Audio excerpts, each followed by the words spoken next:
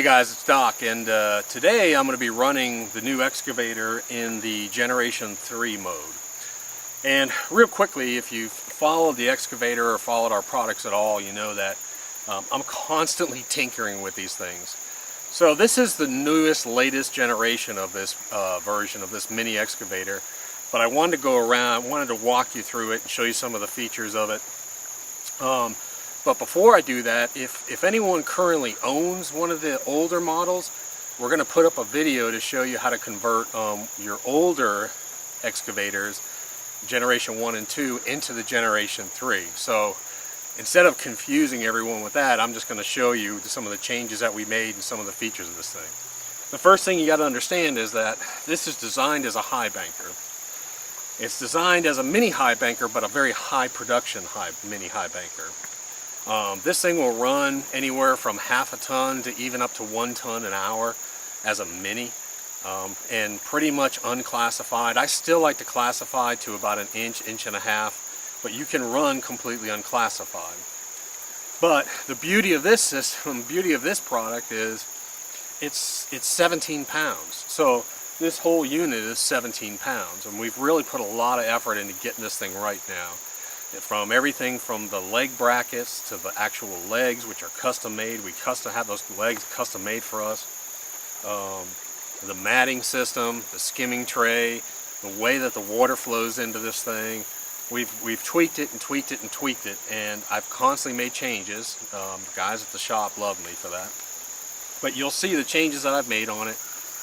But it's a great lightweight unit. So especially if it's just you or you and maybe a child going out, it's a great unit. If you have to hike it all, you can put everything you need. You can put the excavator, you can put the little mini pump we have that we recommend, you can put your hoses, you can put a little shovel, you can put a bucket, you can put everything into just a simple pull cart and hike in half a mile in one trip. And that was my goal. My goal was to have something really portable, really lightweight, that still would move a decent amount of material and have good recovery rates.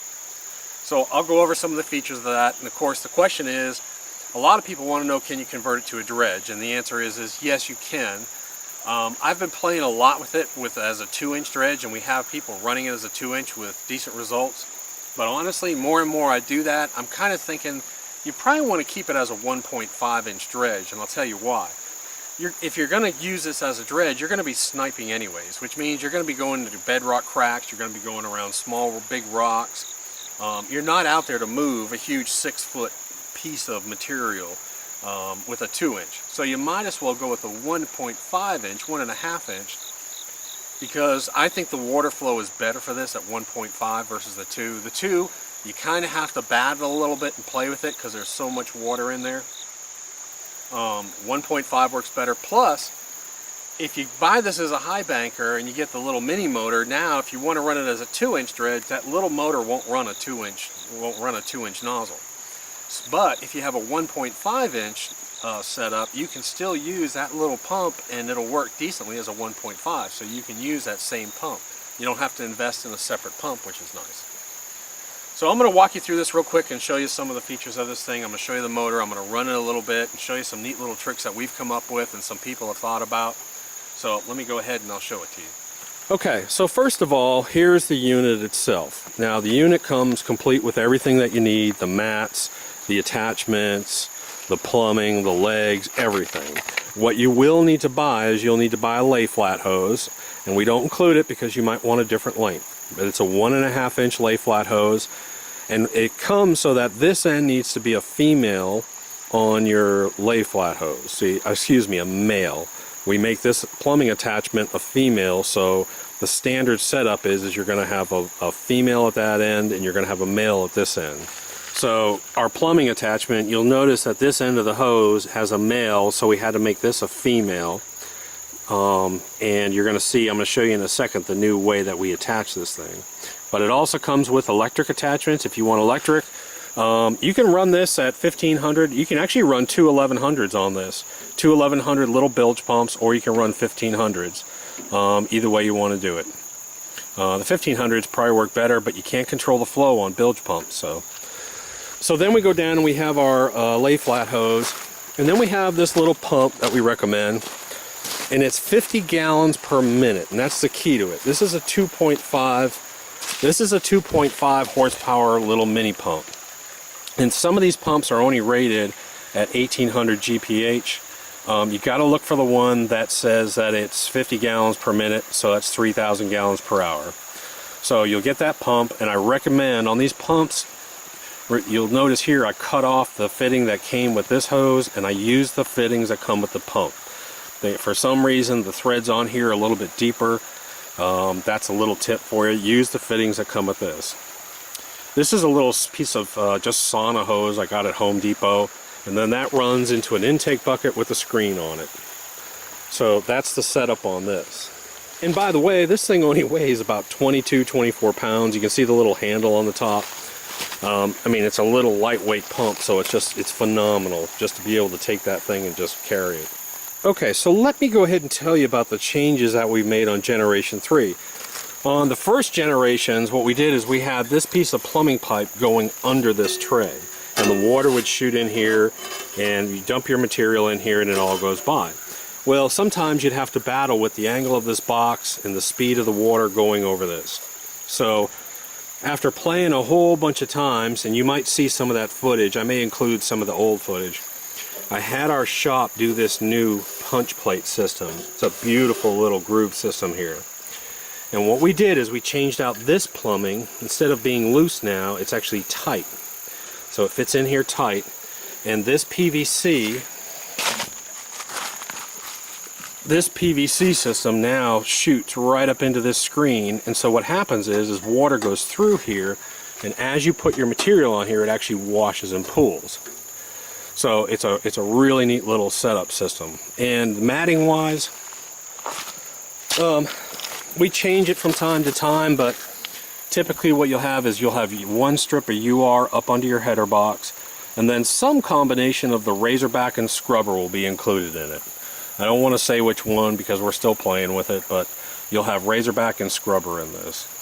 Again, here are these new leg brackets we had custom engineered for us, which are really nice. Now they're strong. We double tack weld them. We have custom made aluminum legs, which are nice and light. You just take off the 4 legs, the box folds down in, and you have a 17-pound. You can pick it up with one hand. Now I did want to show you one neat little trick. I'm going to show you this running both ways, but I asked my guys to come up. A lot of people say, well, I've got clay in my area and I need it to wash more. I don't need it to run through the box so fast. So this is a piece of shelving from Home Depot. You just go get a scrap from them. You can probably get it free. And you can see what I did to it. But this is really cool. What it does is it puts fingers down here, so when you dump your dirt in here, it holds the material a little longer if you have some real heavy clay areas or you want your material to be worked. So again, you got these fingers here, you dump your material in. When you're done, all you gotta do is just pull it up and release it, let the material go, push it back down. So if you want a slow feed, if you have a real high gold concentration area, if you're working real heavy clay dirt, you can actually make one of these little tray systems. We do not include it, because if we made it, we'd have to make it out of steel rods, which I've done, and it's just too expensive for us to make. So it's a great little add-on you can do. Okay, so I've got the motor running down there, and you'll see now that what happens is the water actually shoots through this punch plate instead of running under it, and I get a real nice cooling effect in here, and I get nice smooth water back in here.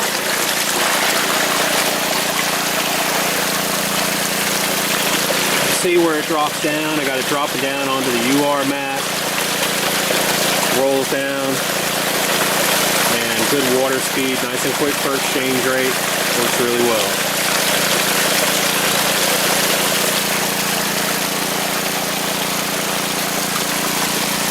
You can see that water will be exiting out here with rocks, and I'll show you it running in just a second. Alright, so I'm just going to give you a few different views of this. Right now I'm running basically unscreened material. We pulled out some of the large rocks, but we still got 2-inch rocks inside of here.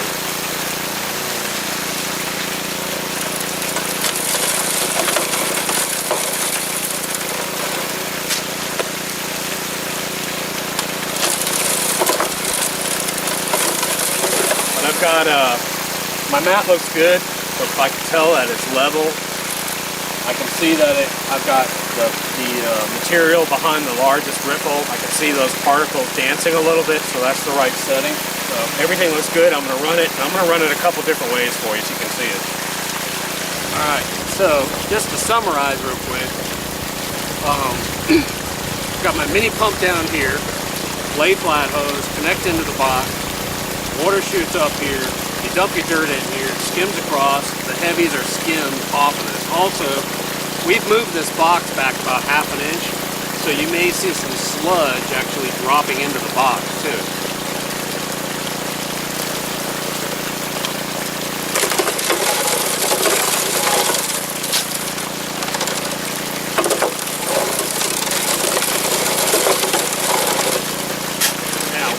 One of the secrets to this is fine-tuning your upper box. Not only do you want to get your mats working right, you want it so that large rocks maybe struggle a little bit to get out of the box, where you got to flick a few of them.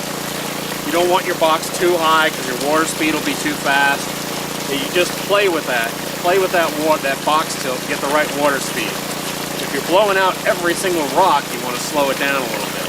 Every once in a while, you want to have to go in and flick out a big rock if you're not screening, so that's the right water speed. Alright, I'm going to try and do shovel cam here, so hold on. All I'm going to do is I'm just going to take a little bit of dirt, pick it up, trickle it in on my tray. Take the dirt, pick it up, trickle it in. Key to this tray is if you ever have these rocks get stuck in these grooves, just reach up under and pop them out from the bottom up.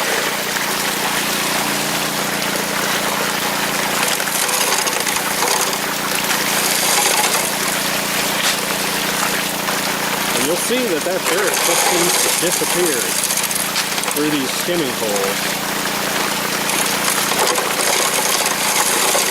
It seems to disappear. And then the rocks come out the back.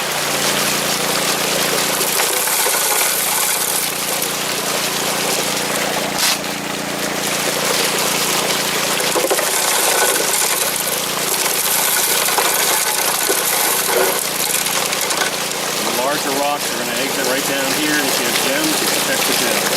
And if you want, if you're not confident in the skimming, you can rerun this.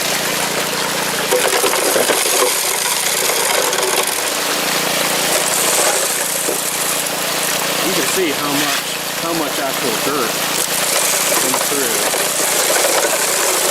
The color change, and then you'll see it all of a sudden it works its way down and clears out. That's that fast exchange rate. Now this mat, I might actually want to run this a little bit faster, but we'll see.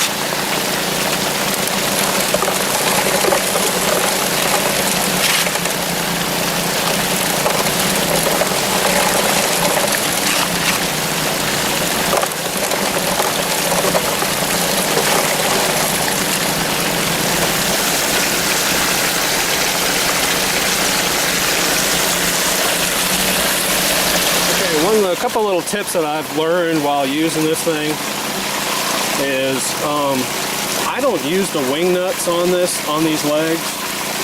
I just use the bolt. I mean, you could barely get this off anyway, so I just use the bolt. I get rid of my wing nuts because I lose them anyways. The new generation stands actually come every inch with a hole, so you can drill these out yourself if you currently have one. Just make sure they match up. A lot of people want to know if you can run this fast and move a lot of material. The answer is yes, but if you're going to run it fast like I'm going to show you, what I'll typically do is I'll go back down to this pile and rerun this pile, because my gold's not going anywhere. If it didn't get skimmed out of here, I'm just going to rerun this every couple of scoops. Some people put a bucket down there too. So yeah, I can run it fast, and I can expose that.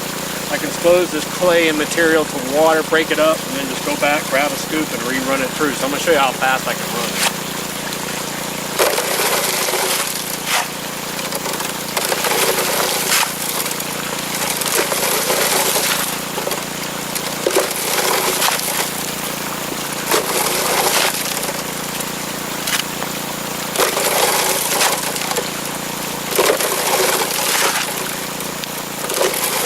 I'm sitting here blazing through this pile. Anything that didn't go into this box is sitting right here, so now I can just re-scoop. And when I have gems, speaking of which, when I have gems, I like to run it through twice, actually. Here's why. Here's a little piece of amethyst. You see how clean it is? When I run this stuff through here twice, it gets really clean.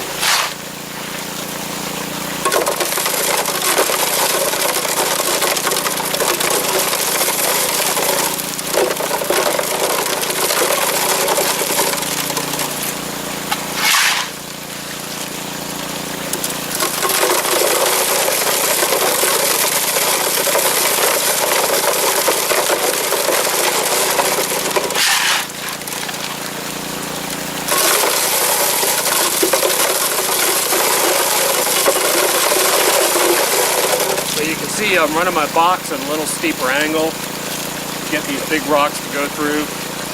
So a lot of times, once I get a nice pile, I'll just go through and rerun it, just to make sure.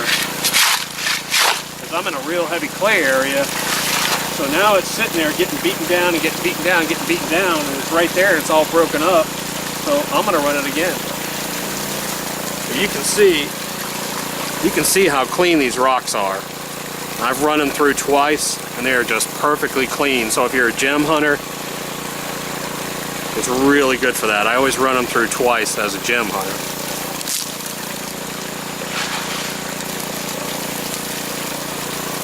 But really, really, really clean. This material's full of clay, and you can see how clean these rocks are, and you can see the clay bits in here.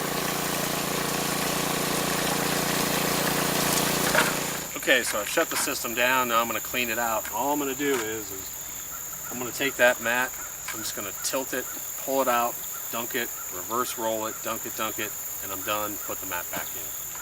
You may see some rocks up under the very, very top of that thumb clip. That's fine. But it's real simple. It's a 5-minute cleanup at the most. But I just need a bucket with about 12 inches of water in it.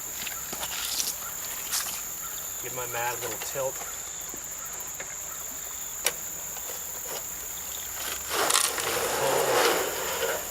Bring it out. Now I'm going to reverse roll the mat, because these have grooves on them, so I'm going to reverse roll it to open up those grooves.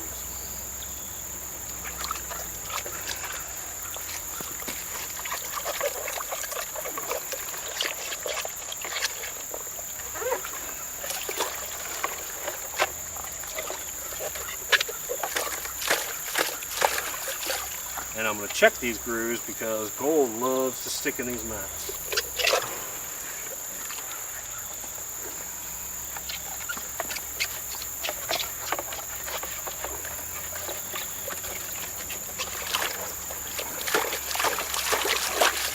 And I'm done.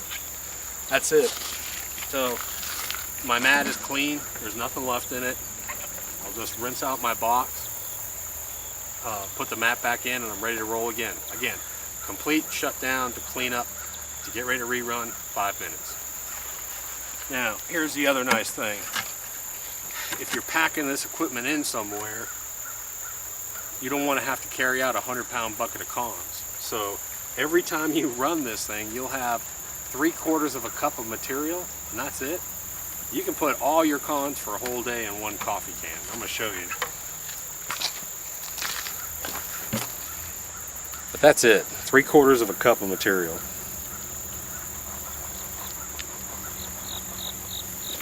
Okay, so I'm panned it down, and again, I only ran, I think, 2 buckets of material here.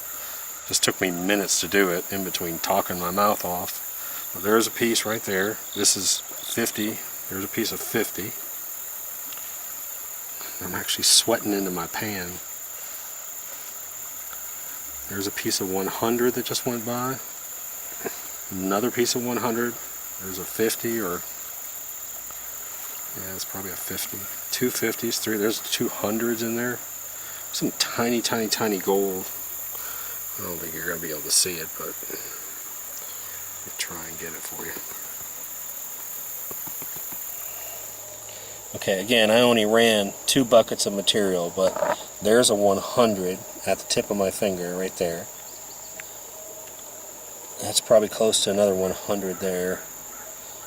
You can see it up here. There's 3 pieces right there, 100s.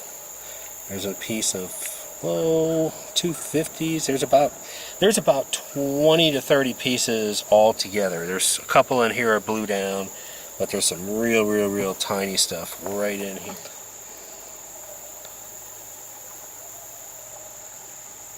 Look at that. That's just tiny, tiny, tiny, tiny gold.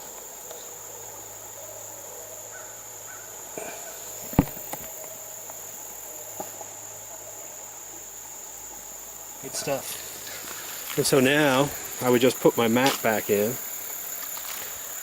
But when I'm done with the unit, legs pop off.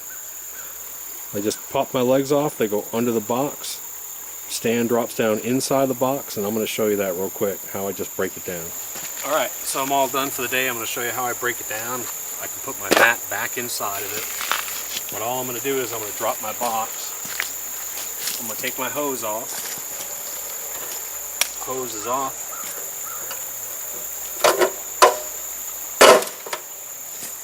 I drop my main box into here.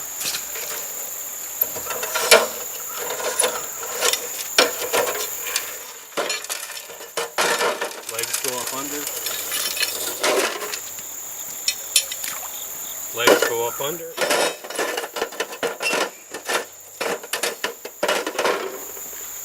And I'm pretty much done. So now I've got a 17 pound unit that is easily transportable. That's the whole unit. You can just roll up your hose, stick your hose inside here. Your mat goes inside here, put it inside your cart, get your pump, and haul it off. So as far as a mini that's transportable, that'll move a large amount of material, it's fantastic.